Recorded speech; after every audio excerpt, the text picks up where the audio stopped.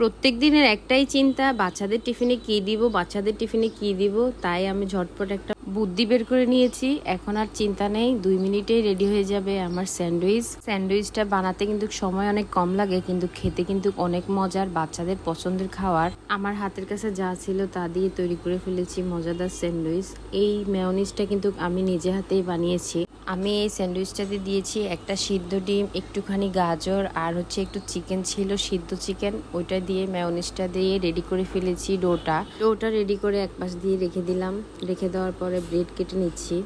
ব্রেডের চারপাশের অংশটা আমি কেটে ফেলে দিব, এটা আমার বাচ্চাটা একদম খেতে চায় না। তারপরে ব্রেডটা কাটা শেষ।